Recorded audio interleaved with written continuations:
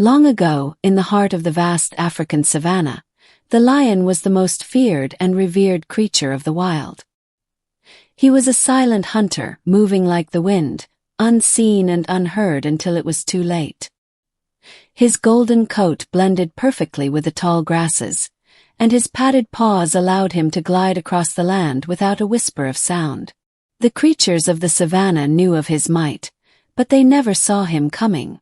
One moment they would be grazing peacefully, and the next, a powerful force would strike from the shadows, swift and deadly.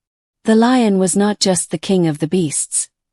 He was their ghost, their nightmare, their unseen doom. Every animal feared him, and none dared to challenge his rule. His dominance was unquestioned, his power absolute. To the antelopes, zebras, and wildebeests, the lion was an unavoidable force of nature, much like the burning sun or the raging storms. They lived in constant terror, always watching the shadows, never knowing when the silent king would strike. The lion prided himself on his perfect record as a hunter. He had never failed a hunt, never been outwitted, and never tasted the bitterness of defeat. He walked with confidence, knowing that no beast, large or small, could match his cunning, his strength, or his skill. To the lion, the world was his kingdom, and all creatures within it were mere subjects destined to bow before his might. One evening, as the sun bled into the horizon, the lion rested under the shade of a great baobab tree, his golden eyes scanning the plains. His belly was full from a successful hunt, and he was content. The soft hum of insects filled the air, and the distant trumpeting of elephants echoed across the land. It was a peaceful night, and the lion felt untouchable. But deep within the cracks of an ancient termite mound, a tiny creature stirred, a mouse no larger than a pebble, with fur as gray as the dust and eyes full of mischief. The mouse was a creature of wit and curiosity. Unlike the other animals, he did not live in constant fear of the lion. He had spent his days watching, studying, and learning from the great predator. He had seen how the lion moved, how he struck with precision, and how he ruled the land without question. And as the mouse observed, an idea began to form in his tiny, clever mind. I am small, the mouse thought, but size is not everything. The lion rules by strength, but perhaps strength is not the only path to victory. For many nights, the mouse pondered a way to challenge the lion. He knew he could not match the beast's raw power, but he also knew that even the mightiest creatures had weaknesses. And so, with a determined heart, he decided to do the unthinkable. He would challenge the lion. The mouse scurried toward the great baobab tree, his tiny paws making barely a sound on the dry earth. He climbed onto a low-hanging root and peered up at the lion, who was lazily grooming his golden mane. Taking a deep breath, the mouse squeaked out in a voice as small as a whisper, "Great lion, I challenge you to a duel." The lion's ear twitched. At first, he thought he had imagined the sound, but then he saw the tiny creature standing boldly before him. A mouse. A duel. The idea was so absurd that the lion let out a deep, rumbling chuckle that shook the ground. A duel! The lion's voice was amused, but there was an edge of curiosity in his tone. With you. The mouse nodded. If you refuse, it is because you fear me. The lion's laughter stopped abruptly. Fear him. The mere suggestion was an insult to his pride. He narrowed his eyes at the tiny creature, considering his options. He could simply swat the mouse away with one paw, end the ridiculousness in an instant. But then what would the other animals think? That the mighty lion was afraid of a mouse. The savannah was home to many creatures, and news traveled quickly. If word spread that the lion had refused a challenge, his reputation might suffer. And so, with a smirk, he decided to entertain the foolish request. Very well, the lion growled. I accept your challenge. But know this, little one, you have sealed your fate. The mouse did not flinch. "Then let us begin." The challenge was set, and word spread like wildfire across the land. By morning, creatures of all kinds had gathered to witness the most unusual battle in history. From the towering giraffes to the sly jackals, from the striped zebras to the burrowing meerkats, they all came to see the great lion face the tiny mouse. Whispers and murmurs filled the air. Some laughed, dismissing the duel as nonsense. Others watched in fascination, wondering what the mouse could possibly be planning. The hyenas cackled at the absurdity, while the wise old tortoise merely shook his head and muttered, "Size is not the measure of wisdom." As the sun climbed higher, the lion took his place at the center of a clearing, his muscles rippling beneath his golden fur. The mouse, a mere speck in comparison, stood defiantly before him. The contrast was comical, yet there was something in the mouse's stance, something unshaken, unafraid, that made even the most doubtful animals pause. "The rules are simple," the mouse declared. "The first to subdue the other shall be the victor." The lion grinned, his sharp teeth glinting in the sunlight. "Then prepare yourself, little one, for you will soon learn why I am king." The gathered animals held their breath, their eyes fixed on the most unlikely of battles. The lion, confident in his strength, took a slow step forward, ready to end the challenge in an instant. But the mouse did not move. He remained still, his tiny eyes gleaming with something that the lion failed to recognize, something that should have made him pause. Cunning. And so, with the fate of the savannah watching, the duel between the silent king and the smallest of creatures began. The lion lunged with terrifying speed, his massive paws striking the earth with a force that sent dust swirling into the air. But the moment his claws sliced through the space where the mouse had been, the tiny creature had already disappeared. The gathered animals gasped in astonishment. The lion growled, his golden eyes darting across the clearing, searching for his opponent. From the safety of a nearby rock, the mouse called out in a confident voice, "Missed me already, mighty lion?" A ripple of laughter spread through the crowd. The lion's pride burned. He lunged again, swiping fiercely, but the mouse dodged effortlessly, slipping between the lion's claws with ease. No matter how fast or powerful the lion was, the mouse was always a step ahead. For the first time, the great king of beasts felt something foreign creeping into his heart. Frustration.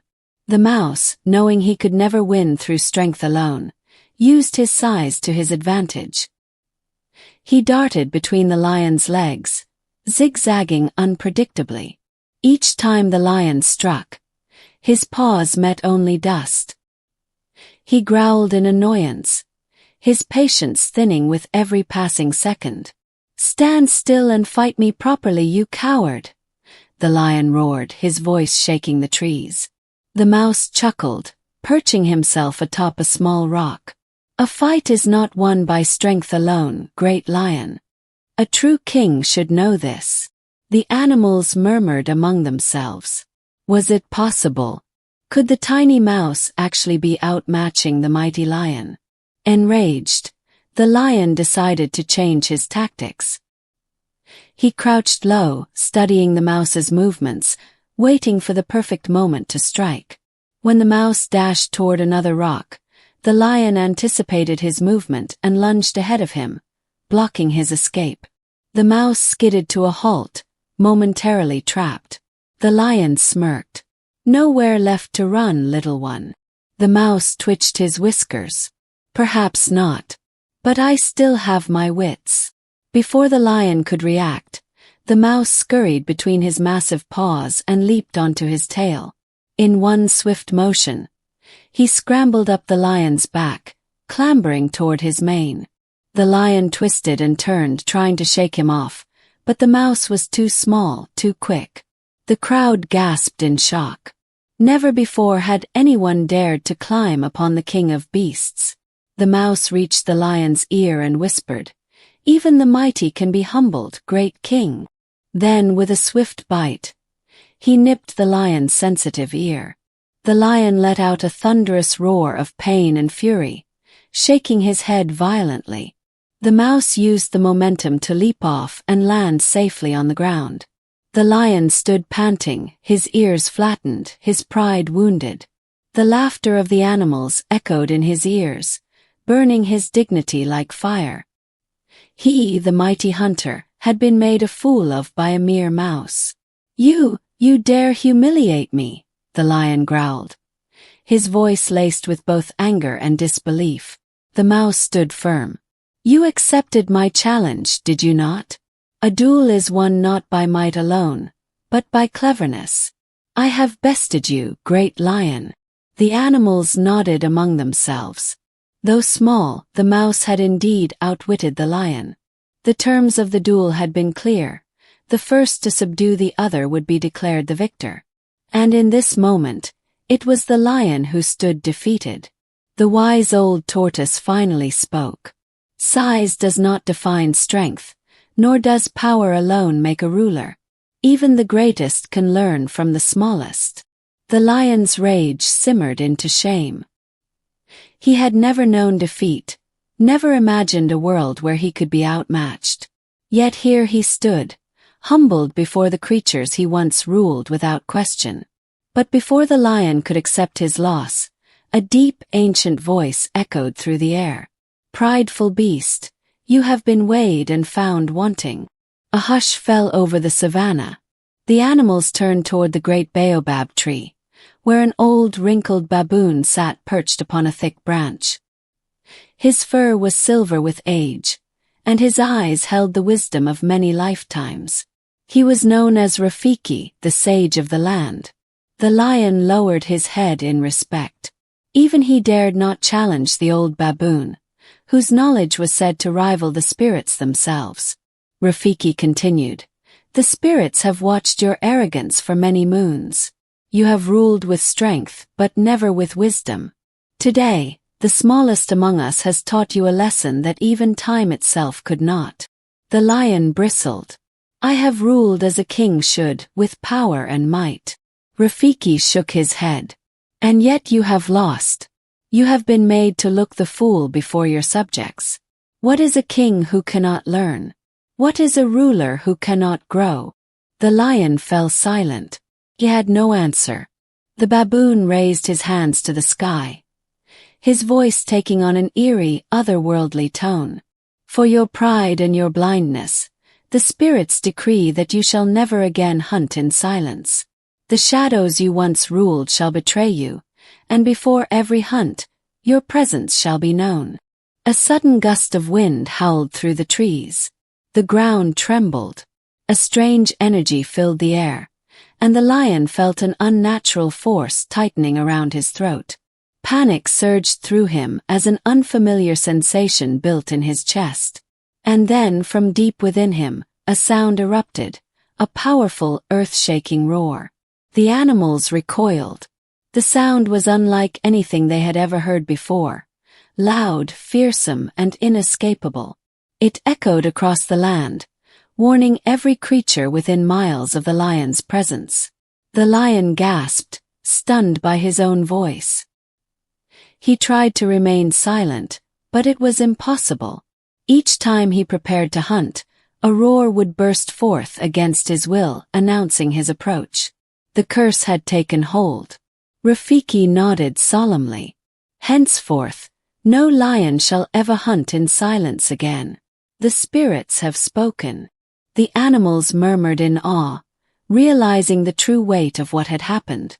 The lion, once the silent terror of the savannah, would never again strike unseen. The mouse, standing among the crowd, watched the lion with thoughtful eyes. He had won the duel, but he had not expected such a punishment to follow. And yet, he knew that this moment would forever change the balance of the wild. The lion turned his gaze to the horizon, his heart heavy. He had lost more than just a duel. He had lost a part of himself. And so, the mighty king of beasts let out another powerful roar, one that carried both his fury and his sorrow across the endless plains. And that is why, to this day, The lion roars before every hunt, warning the animals of the savannah that the king is coming.